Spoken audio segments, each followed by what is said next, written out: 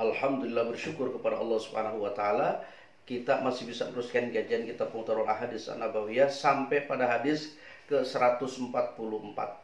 Waqala, dan bersabda siapa an-nabiyyu, Nabi sallallahu alaihi wasallam, arbaun, ada 4 model macam manusia.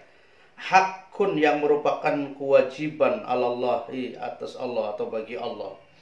Allah yudkhilahum, untuk tidak memasukkan mereka. Allah tidak memasukkan mereka yang model 4 macam manusia tadi gitu, al-jannata, ke dalam surga. Allah tidak akan memasukkan model 4 macam manusia ke dalam surga.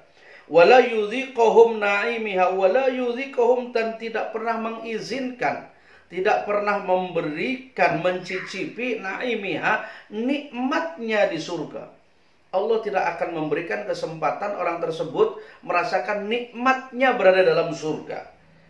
Siapa model 4 macam manusia itu? Yang pertama adalah mudminu khamrin, pecandu narkoba, pecandu khamar, atau orang yang suka minum minuman keras, minum memabukkan. Maka itu amat sangat dilarang oleh Allah, karena orang yang minum khamar maka akalnya akan hilang. Kalau sudah akalnya hilang, maka kemudian untuk melakukan hal kebaikan pun sudah dilarang. Kenapa? Karena sudah ngaco, akalnya hilang. Maka tidak ada kesempatan bagi orang pecandu minuman khamar yang kerjanya hanya mabuk-mabukan, maka Allah akan haramkan dia menikmati kenikmatan-kenikmatan yang ada dalam surganya Allah. Yang kedua, wa akilu riba, orang yang memakan riba, rentenir.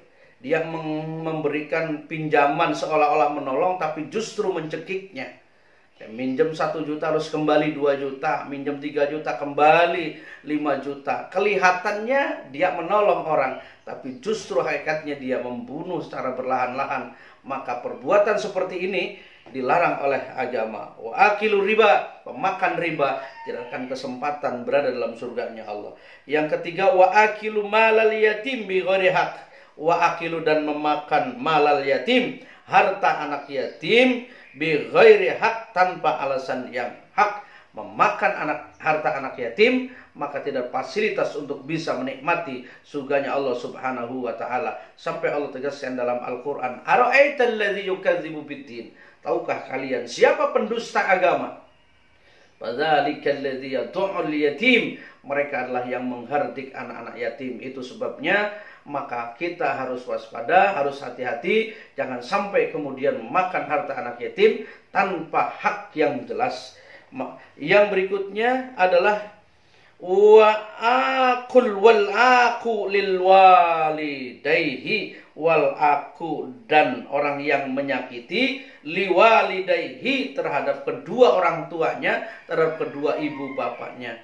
Model manusia keempat yang Allah haramkan masuk surga, Allah tidak izinkan menikmati kenikmatan yang ada dalam surga, adalah seorang anak yang menyakiti kepada kedua orang tuanya, yang mendolimi kepada kedua orang tuanya, yang kemudian dia menyia-nyiakan kedua orang tuanya. Maka sekali lagi Allah tegaskan dalam Al-Quran, wa wasainal insana biwalidayhi hamalathu ummuhu wahnan ala wahni wa bisaluhu fi amain anishkurli wali walidayka ilayyal masir. Allah perintahkan kita untuk berbuat baik pada kedua orang tua kita. Kenapa? Mereka yang mengandung kita, mereka yang melahirkan kita, mereka yang menyusui kita, bahkan saat ngandung lemah di atas lemah, susah di atas susah. Maka hal itu yang harus diingat oleh kita.